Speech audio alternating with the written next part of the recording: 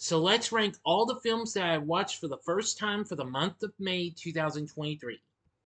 Big D's Entertainment Rankings and Reviews. So, greetings, my fellow YouTubers, and welcome to Big D's Entertainment Rankings and Reviews. My name is Joel, better known to as the Big D, back again with another ranking. This time around, I am going to rank all the flicks I watched for the first time for the month of May 2023. It's not much, though. I only watched 14 films, so I am going to give you the titles and then get into a quick thoughts and what have you. So I'm going to try to go as fast as I can to get through it, so this way I don't take much time, so that way I can start working on my next video and have it premiere tomorrow morning. So if you're ready, let's get on with this ranking. Sit back, relax, and here we go. Coming in at number 14 is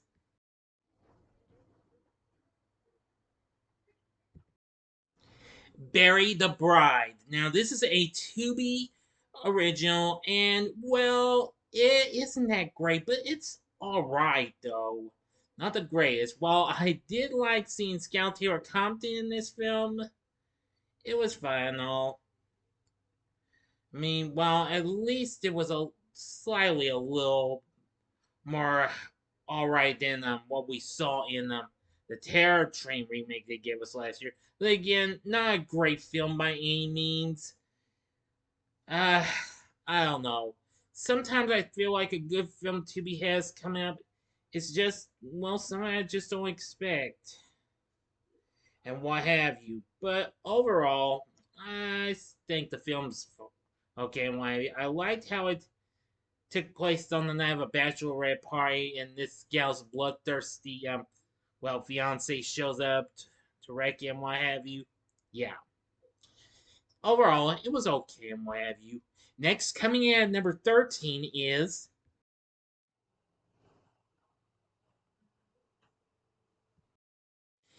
Peter Pan and Wendy. Now, this is another Disney reimagining of one of their classics. It premiered on Disney Plus, and I've already done a spoiler-free review of it. If you haven't seen it yet, you might want to check out. Well, this film's okay and why it's not great by any means. I'd much rather rewatch Hook or maybe Peter Pan from 2003, which I definitely need to revisit that film. And if I do, you'll get a review of that sometime or sooner. Okay. Well, actually, in fact, I think there will be a review of that coming out once I rewatch it. Anyway, the characters were fine and all. I mean, Jude Law wasn't too bad as Captain Hook, but oh well. Peter Pan and Wendy, like I said, it's not the one of the best Disney reimaginings, but I've seen worse and why. At least it was a little better than the Pinocchio remake we got last year. Now, coming in at number 12 is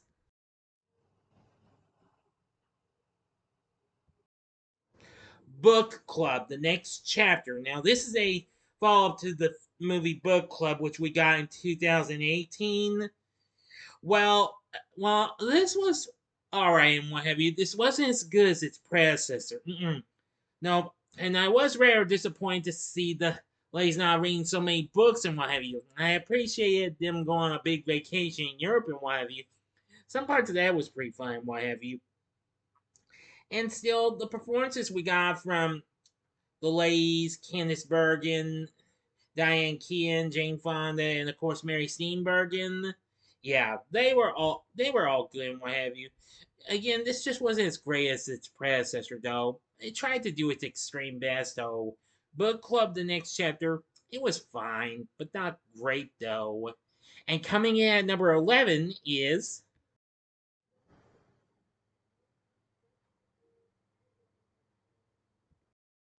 The Chronicles of Narnia, The Voyage of the Dawn Treader from 2010. Yes, after finally revisiting Prince Caspian for the first time in years, I finally decided to give it a shot, and well, it wasn't that bad. Not quite close as good as the other two, but it did its extreme best. I do think it had some pretty good performances. We got some of the We got Georgie Hanley and Skener Kane's back in the film as Edmund and Lucy, and Will Poulter, who we more recently saw as Adam Warlock in Guardians of the Galaxy Volume 3, which we'll see where that winds up in a little bit. Makes his big debut as Eustace. Yeah, they weren't too bad. I'm just happy that I enjoy this film. Be thankful I muted the at the credits so I didn't have to hear you know who was performance. I'm talking Little Miss Underwood. But anyway, I'm not going to get on that subject though. But I will try and review this film later on down the road in my view. But Voyage of the Dawn Treader, it was fine and all. I still wish they would have continued, even though despite this didn't do so well. Next, coming in at number 10 is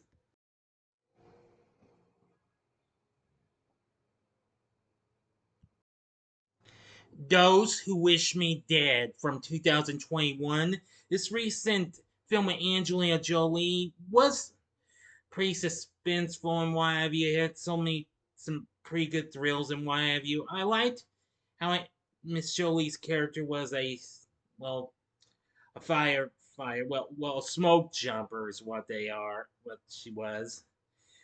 But I gotta say, she did a pretty good job in this film and protecting this young boy and what have you who lost his dad. Yeah, pretty good. I watched it on Tubi and not HBO Max, which is actually now Max. You already know that. But anyway, I thought it was fun. Well, I mean, not fun, but pretty suspenseful, though, in ways. Not one of Jolie's best, but still, it wasn't that bad completely. Now, coming in at number 9 is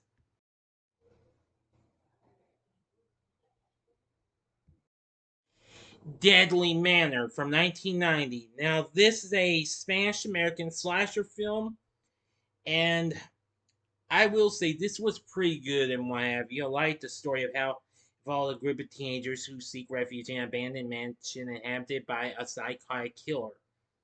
Yeah, definitely. This was pretty frightening and what have you, and pretty suspenseful too. Some of the kills weren't too bad either. Well, I'll talk more about it if I decide to review this later on down the road. But anyway, Deadly Manor, it was pretty scary in some parts and what have you. Definitely. Next, coming in at number 8 is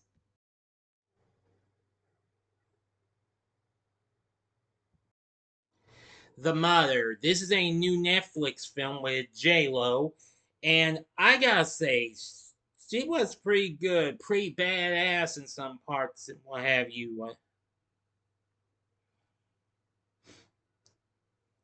And well, J Lo plays an unnamed U.S. military operative known as the Mother, and what have you.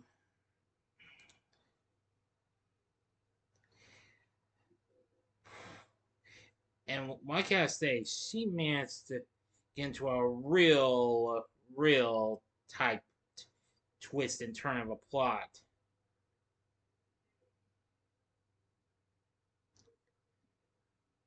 And ends up becoming pregnant after being romantically with both an arms smuggling, the who she brokers an arms smuggling deal with, an ex SAS captain, and an arms dealer. And well, I gotta say, this was just something. It was just so wow. It was kind of strange though, but still, it was pretty good and pretty suspenseful. Not bad, and what have you. But the Mother, yeah, I think you might want to give it a watch though. Okay, coming in at number 7 is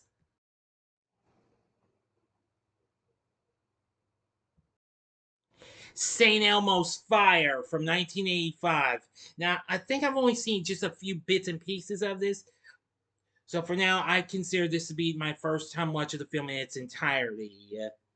This is another one of the main films in the Brat Pack genre of the 80s.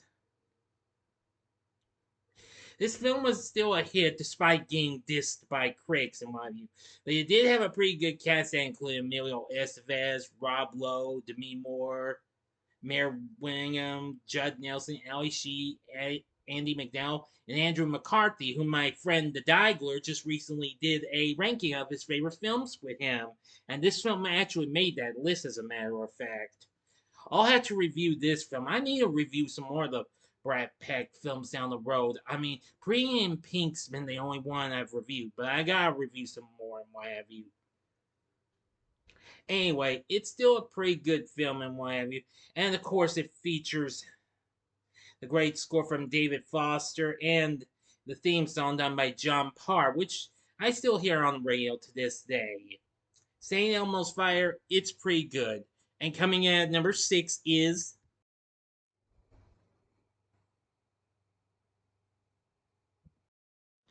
Dolls from 1987. Now, a lot of my horror fanatic friends have talked about this film, and well, I've seen it around on Tubi numerous times, but I haven't gotten up to it. But I finally decided at the time to try and check it out. I gotta say, it's a pretty good movie. It's pretty frightening and what have you, but still, I think it's pretty good and what have you. I mean, before we even got films like Child's Play or heck, even Puppet Master, we got Dolls. This was not too bad of a film. So I think this is a film I will definitely review for Spooktacular October. Stay tuned and we'll see what happens. Anyway, some of the kills were pretty good too, but I'll have to rewatch and check it out again and see what I think about even more. Next, coming in at number 5 is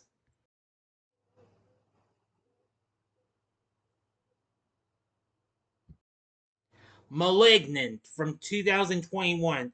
Like Those Who Wish Me Dead, I also watched this on Tubi and not HBO Max, which again is now Max. But I gotta say, this was a real fright fest and what have you. Well, in my opinion, because it had some pretty good kills and what have you, especially in the jail cell scene. That was really something. James Wan did an exceptionally good job with his direction of this and what have you. So, yeah, I think I'll probably review this for Spooktacular October. But again, we'll see what happens. But I gotta say, the kills in the jail cell scene was absolutely brutal and bloody in some ways. Glad I finally decided to have the guts and glory to even watch it. Malignant, it was pretty good. Next, coming in at number 4 is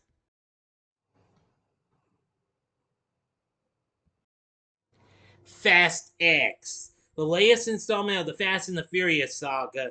This is pretty good and what have you. I recently did a spoiler-free review of it and what have you. While this is probably made my top 5 and what have you of the Fast and the Furious franchise. I have my issues with this and what have you. But even so, I still enjoyed it and its high octane action scenes like you could imagine. So anyway, it's still fun in ways. Vin Diesel, the rest of the cast was good. I was kind of mixed on Jason Momoa's portrayal on in some parts, but I still think he was a pretty good villain though in ways. But anyway, it's so good. I hope for the best. The next film will will pull this film out of its shock of a cliffhanger scene. You know. Now, the final 3 was kind of a tough decision. Usually that comes down to the final 2, but it's down to the final 3. So it was a tough decision to make. So let's just keep it going. Coming in at number 3 is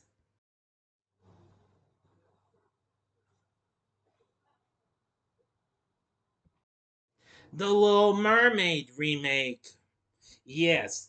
Now, I first didn't know what to think of the film, but after seeing its trailers, I have to say it's not that bad as you can imagine.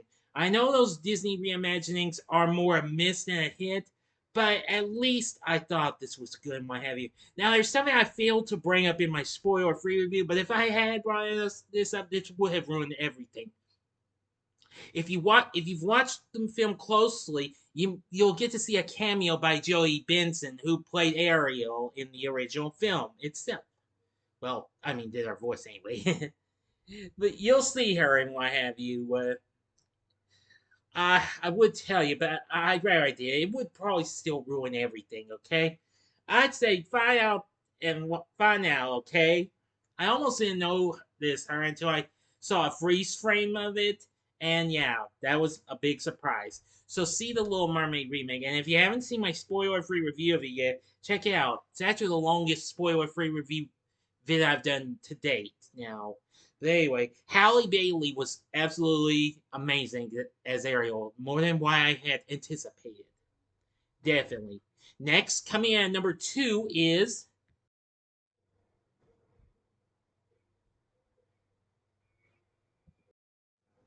American Graffiti from 1973. Now, this was one of George Lucas's pre-Star Wars and Indiana Jones films. I gotta say, this had a real good all-star cast and what have you, including some that would later go on to be on numerous big shows like Ron Howard. He'd go on. Well, he was formerly on the Andy Griffith Show, and then he'd go on to be on Happy Days. The late Cindy Williams before Laverne Shirley. You even get to see Mackenzie Phillips before One Day at a Time. Oh wow! Plus, you get to see well, Richard Dreyfuss before Jaws, and even Harrison Ford before Star Wars or Indiana Jones. That's incredible. I like the feel of the film and its great soundtrack. Look for a review of this coming up later on this summer. Even though I've only watched it once, but hey, I think I can review it anyway. I've done it before. So if American Graffiti's number 2 and Little Mermaid's number 3, what's number 1? I'll tell you what is. My number 1 first time watch of May 2023 is